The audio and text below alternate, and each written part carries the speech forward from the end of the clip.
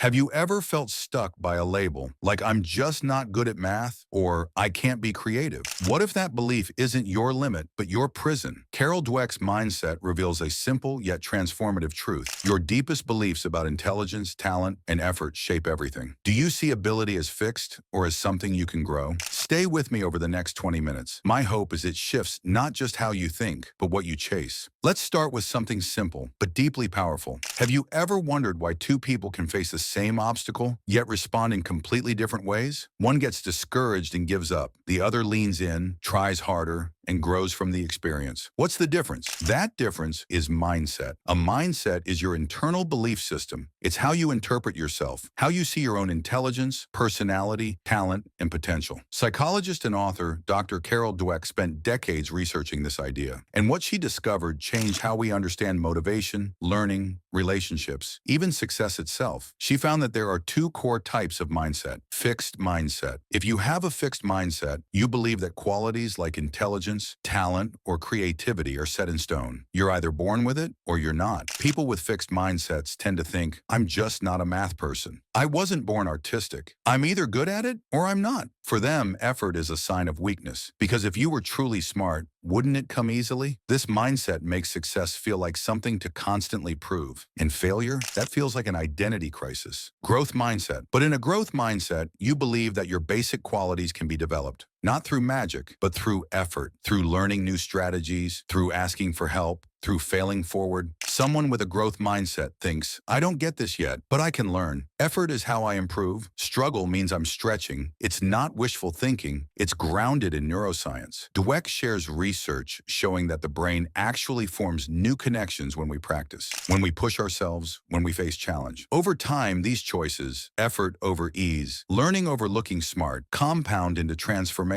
So let me ask you right now, what do you believe about your potential? Are you stuck in proving or improving? Okay, let's bring it to life. Imagine two children, Anna and Jake, both doing a challenging puzzle. Anna finishes fast. She smiles and says, I'm so smart. Her parents cheer, you're a genius. Jake struggles. He messes up, but his parents say, you really stuck with it. You tried a new approach. That was clever. Now, what happens next time? Anna's praise is based on being smart, so next time, she might avoid a harder puzzle. Why? Because if she struggles, she might not look smart anymore. But Jake's praise is based on effort and strategy. He's not afraid of failing because trying is part of the win. This difference shows up everywhere. In the book, Dweck describes a famous study with hundreds of kids. All the kids were given a puzzle that was just right for their level. After finishing, one group was told, you're so smart. The other group was told, you worked really hard. Then they were offered a choice, an easier puzzle to stay comfortable or a harder puzzle they might struggle with, but would learn from. Guess what happened? Over two-thirds of the effort-praised kids chose the challenge. Nearly all of the smart-praised kids chose the easy way out. That's the fixed mindset at work. If I fail, it means I'm not really smart. And it doesn't end with kids. As adults, we face the same thing. We hide our weaknesses, avoid growth opportunities, stay in comfort zones, not because we're lazy, but because we've learned to protect the image of being talented or successful. In contrast, those with a growth mindset welcome challenge. They see effort not as a sign of weakness, but as the only path to mastery. It's not about who you are right now, it's about who you're becoming. Let's go deeper. One of the most powerful examples Dweck shares in Mindset is about middle school math students. This group of students had been labeled low-performing. Most of them struggled academically. Some had given up altogether. But something incredible happened. Not because the curriculum changed, but because their belief system did. The students were taught a basic, yet groundbreaking idea. Your brain is like a muscle. The more you challenge it, the stronger it grows. This concept wasn't just motivational fluff. It was backed by neuroscience. They learned how practicing hard things literally rewires the brain, how neurons build new connections when we struggle. Suddenly, mistakes weren't embarrassing. They were signs of growth. Students started using the word yet. I can't do this yet.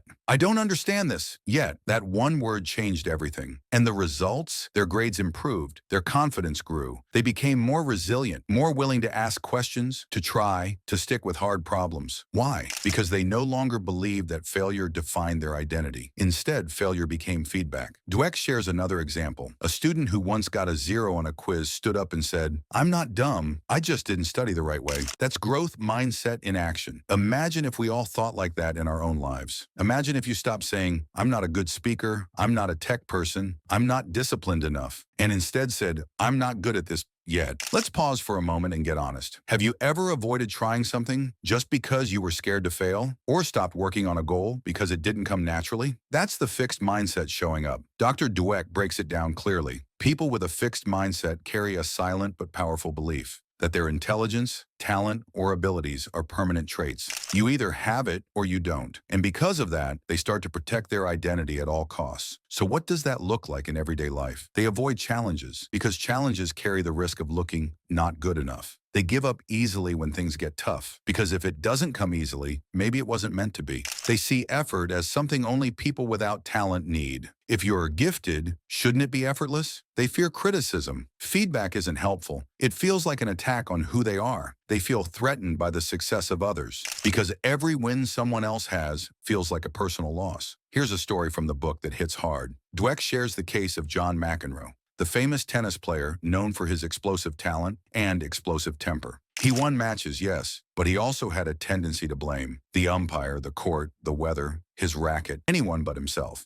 Why? Because deep down, the idea of failure felt unbearable. It wasn't just about losing a point. To him, it meant he wasn't good enough. And that idea, that was too painful to face. That's the emotional trap of a fixed mindset. If I fail, then I am a failure. Now contrast that with a different kind of response. Imagine someone who hears, "This is going to be hard," and leans in instead of backing out. That's the power of a growth mindset. When you believe your abilities can develop with time, effort, and feedback, the world looks different. You stop worrying about how good you are right now and start focusing on how much better you can become. Here's what that mindset sounds like in action. I don't know how to do them yet. This challenge, it's going to teach me something. I made a mistake. Great. Now I know where to improve. People with a growth mindset embrace challenges instead of avoiding them, persist through difficulties and setbacks, see effort not as a flaw but as the path to mastery, seek feedback and apply it, feel inspired, not threatened by others' wins. One of the most touching examples in the book is the story of a young student named Elizabeth. She was given a tough math problem way beyond her level. Most students would groan or feel embarrassed, but Elizabeth, she lit up with excitement. Why? Because she saw challenge as a gift. To her, the struggle was the point. She wasn't there to look smart. She was there to become smart. That's the core shift.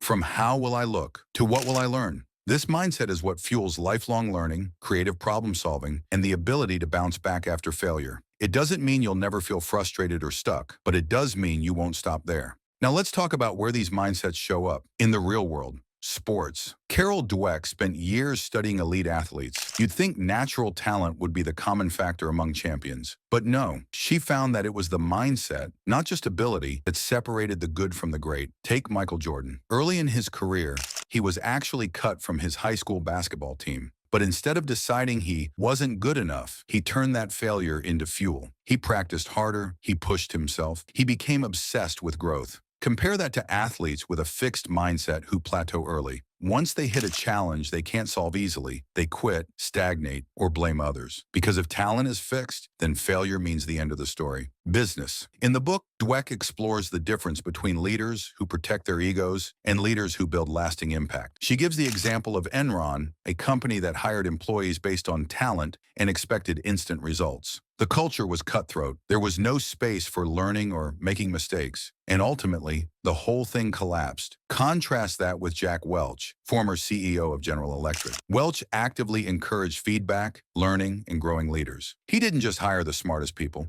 He built a culture of developing potential. And it paid off. Relationships. Yes, mindset even affects love. Couples with a fixed mindset often believe, if we were really meant to be together, things would come easily. So when conflict shows up, they take it as a bad sign. She doesn't understand me. He should just know what I need. But couples with a growth mindset see relationships as a journey. They talk through differences, they take responsibility, they adapt, learn, and grow together. One powerful insight from Dweck's research: couples who believe their partner can change are more likely to actually work through problems because they see struggle not as proof of failure, but as a step toward deeper understanding. Here's a deep voiceover-style narration for your YouTube video covering mindset by Carol Dweck. It's rich in genuine book examples, a warm conversational tone, and chapter-wise flow. If you need more length or further chapters covered, just say the word. Happy to continue. Mindsets often form early through praise, labels, stereotypes. Dweck's own experience. In grade school, students were ranked by IQ. She was praised for being smart, but she learned to avoid risk so she wouldn't lose that label. Over time, children internalize messages. You're so talented versus you work so hard. Dweck warns us, these beliefs shape who you believe you can become. Part 8, Mindset in Action, Research in Schools. Blackwell, Trisniewski, and Dweck's longitudinal research showed that teaching a growth mindset in school reduced achievement gaps and increased resilience in underserved students. Another study in physics classes showed students facing challenging labs. Those with growth mindsets persisted and learned more effectively. Growth mindset applies to teams too. Research into workplace culture shows two archetypes. Cultures of genius praise raw talent and results, leading to fear of failure and low collaboration. Cultures of growth reward effort, learning, mentoring, leading to innovation and resilience. Wall Street Journal companies like Microsoft under Satya Nadella embrace learning cultures and thrived.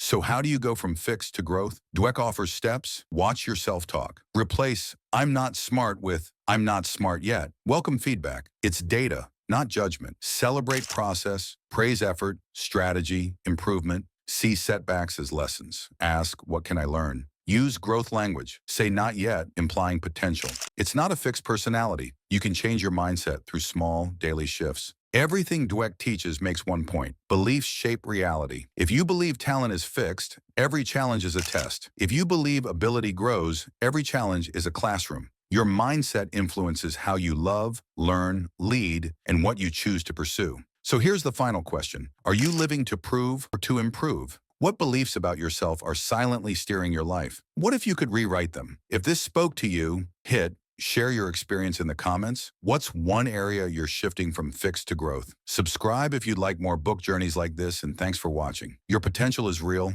and just beginning.